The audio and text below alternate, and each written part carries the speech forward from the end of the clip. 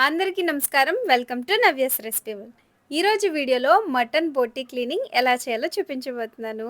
మేక యొక్క పొట్ట పేగులండి. లోపల ఉండే వ్యర్థాలు ఎలా తొలగించాలో ఈ వీడియోలో మీకు పూర్తిగా చూపించబోతున్నాను. ఒక్కసారి ఇలా బోటీని ఇలా క్లీన్ చేస్తే అస్సలు స్మెల్ అనేది రాదండి. కూర కూడా భలే టేస్ట్‌గా వస్తుంది.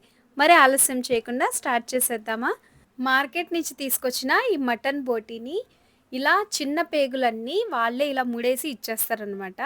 వాటిల్ని ఇలా తీసేసిన తర్వాత నేనైతే లెక్క పెడుతున్నాను అసలు ఎన్నున్నాయా అని చెప్పి, టైం ఎంత పడుతుందా అని. అయితే ఈ పేగుల్ని క్లీన్ చేయటానికి ఒక ఆయుధం కావాలి. నేనైతే చీపిరేనలు తీసుకున్నాను. కొంచెం మందంగా ఉండేవి తీసుకోండి. సన్నగా ఉంటే మళ్ళీ పేగు లోపలే అది విరిగిపోయిందంటే మళ్ళీ దానికోసం కష్టపడాల్సొస్తుంది. ఈ విధంగా ఒక పుల్ల సహాయంతో ఈ పేగుల్ని రివర్స్ చేసి క్లీన్ చేయాలనమాట.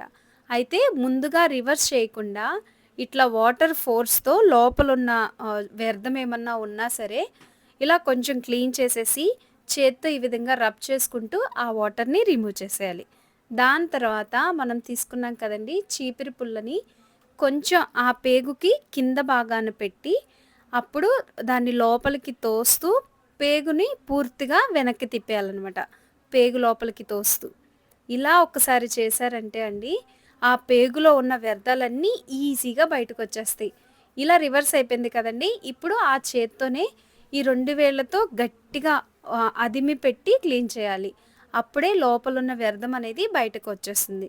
ఇప్పుడు వాటర్‌తో ఇంకొక 2, 3 సార్లు క్లీన్ చేసుకొని, మరలా వాటిని ఇంకొక వాటర్‌లోకి పెట్టేసుకోవాలి పేగులన్నీ. అలాగే మిగిలిన పేగులన్నిటిని కూడా చిన్న పేగుల్ని, పెద్ద పేగుల్ని కూడా ఈ విధంగానే క్లీన్ చేసుకోవాలి.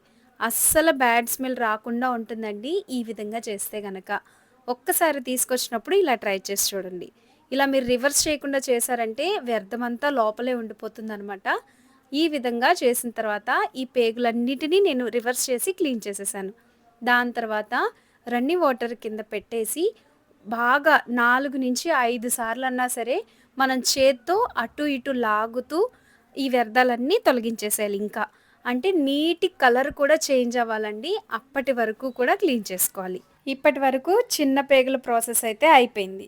మంచిగా క్లీన్ అయిపోయినియి. ఇప్పుడొచ్చేసి కొవ్వు అట్లాగే దీనిలో కూడా పేగులనేవి ఉంటాయన్నమాట. కొవ్వుతో కూడినవి.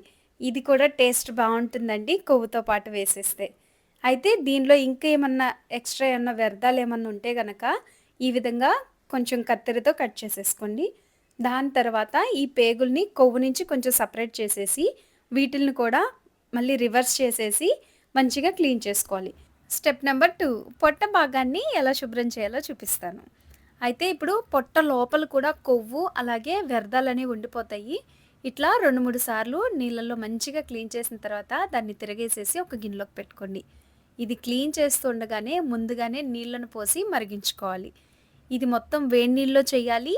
అట్లాగే ఎక్కువ నీళ్ళనేవి కావాలండి బోటి క్లీన్ చేయటానికి. అయితే నీళ్ళను పోసుకొని ఈ పొట్ట భాగాన్ని ఇందులో వేసేసేయాలి.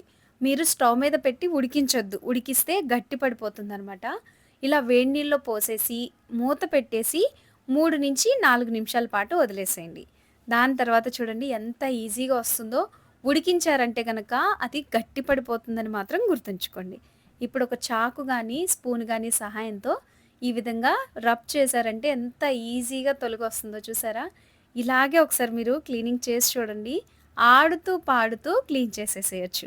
ఎటువంటి కష్టంగాని అనిపించదసల. బోటీ అంటే ఇష్టమున్నోళ్ళు చాలా ఇంట్రెస్ట్‌గా చేసుకోవచ్చనమాట. చూస్తున్నారు కదా! ఎక్కడా అసల నలుపనేది లేకుండా మంచిగా క్లీన్ అయిపోయింది. దీన్ని మరలా ఇంకొక్కసారి రివర్స్ చేస్తే లోపల వైపు కూడా ఉంటుంది. దాన్ని కూడా మంచిగా క్లీన్ చేసేసేయాలి.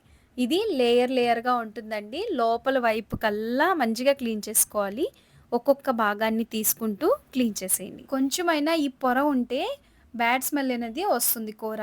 అందుకని చెప్పి జాగ్రత్తగా చూసుకుంటూ ఎక్కడ అసలు ఈ బ్రౌన్ లేయర్, బ్లాక్ లేయర్ లేకుండా మంచిగా క్లీన్ చేసేసుకొని, ఈ పొట్ట భాగాన్ని మనం ముందుగా క్లీన్ చేసి పెట్టుకున్న పేగులను కూడా వేసి, ఈ వేడి నీళ్ళన్నీ పోసేసి మూత పెట్టి 2 సెకండ్లు వదిలేసేయండి. దాని తర్వాత ఇప్పుడు కటింగ్ అనమాట. మీ దగ్గర కత్తిపీట ఉంటే కత్తిపీటతో, లేదంటే గనక ఇలా చాకుతో లేదంటే కత్తెరతో చాలా ఈజీగా కట్ అయిపోతుంది. మీకు తగినట్టుగా 2 ఇంచుల ముక్కల దాకా చిన్న పేగుల్ని కట్ చేసుకోవాలి. దాని తర్వాత పొట్ట భాగాన్ని కూడా 2 ఇంచుల ముక్కల కింద కట్ చేసుకోవటమేనండి. ఇప్పుడు మనం వేడి నీళ్ళతో చేసాం కదండీ! అస్సలు నీసు వాసన ఉండదు. వ్యర్థమైన వాసన కూడా అస్సలు రాదు.